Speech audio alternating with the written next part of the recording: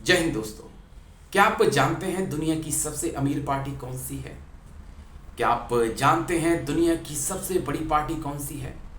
क्या आप ये भी जानते हैं कि देश में सबसे ज्यादा चंदा उद्योग जगत के उद्योगपति सेठ किसे देते हैं?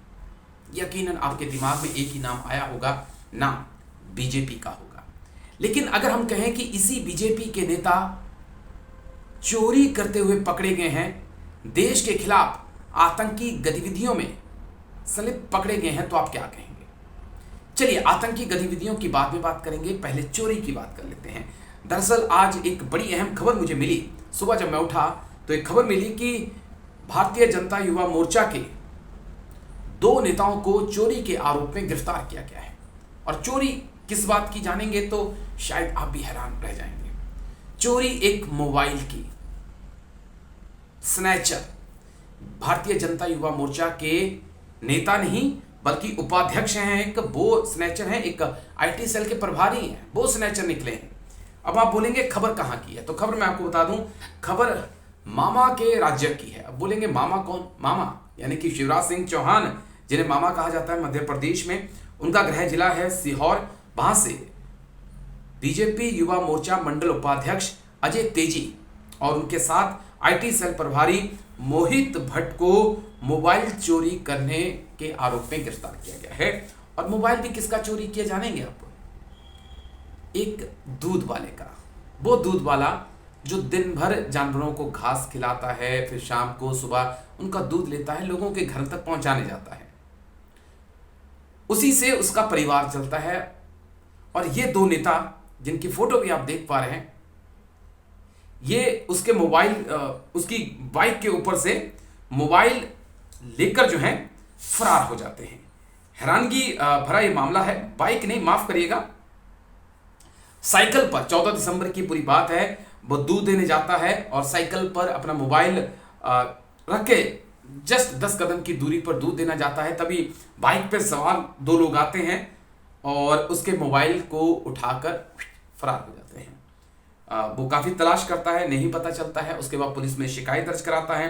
पुलिस जो है फिर उसके मोबाइल की लोकेशन को ट्रेस करती है। धीरे धीरे पुलिस जब जांच को आगे बढ़ाती है, तो जब दो लोगों की गिरफ्तारी होती है, तो उनमें बीजेपी युवा मोर्चा मंडल उपाध्यक्ष अजय निकलते हैं और दूसरे आईटी सेल प्रभारी मोहित निकलते हैं।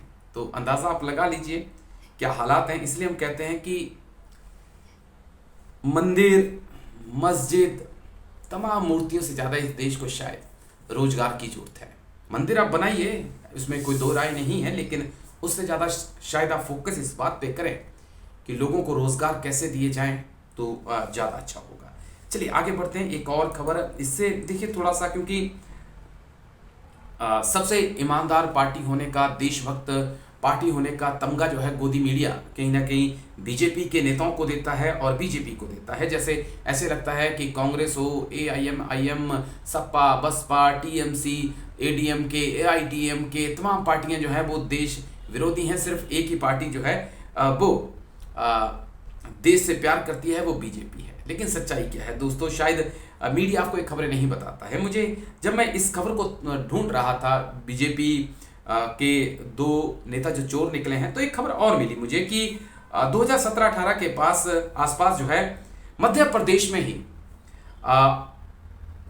बीजेपी आईटी सेल का सदस्य जो था वो आईएसआई के लिए जासूसी किया करता था।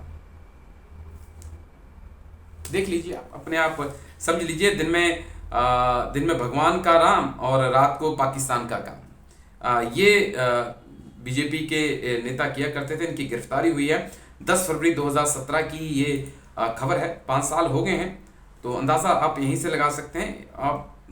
और इनके शिवराज सिंह चौहान के साथ भी काफी फोटो हैं। 10 लोगों को गिरफ्तार किया गया था और उनमें जो है बीजेपी आईटी सेल का सदस्य काफी अहम था, जो आईटी तकनीक से जो था इंफॉर्मेशन इधर से उधर करता था। अब बात यहाँ पे नहीं रुक जाती है दोस्तों, क्योंकि आजकल देश में माहौल थोड़ा सा गरमाया हुआ है चीन को लेकर, और बिलावल भुट्टो के बयान के बाद। तो एक खबर और है जो मैं आपको देना चाहता हूँ। दरअसल जम्मू कश्मीर में बीजेपी का एक नेता जो है वो आतंकी निकला है। और जब पुलिस ने उसे दबोचा, उसकी फोटो भी आप देख सकते हैं, ये वो फोटो है। जब पुलिस ने उन्हें दबोचा, आरोपियों को, 2 आतंकियों को दबोचा, उनके पास गोला बारूद भी मिला, तो पता चला कि वो जम्मू इलाके का आईटी सेल का प्रमुख बीजेपी की तरफ से बनाया गया है। और 9 मई को इसी साल लेटर हेड जारी करके उसे आईटी सेल का प्रमुख बनाया गया था। और वो जब पुलिस ने उसे हथियारों के साथ दबोचा तो शायद बोलती सबकी बंद हो गई, लेकिन मीडिया ने इस खबर को छेड़ा नहीं, क्योंकि उसे भी पता है कि बीजेपी के खिलाफ बोलेंगे तो फिर चैनल भी बंद हो सकते हैं और नौकरी भी जा सकती है। तो ये भी एक खबर थी सनसनीखेज। तो 2-3 खबरें थी मेरे पास, ज़्यादा खबरें नहीं थी।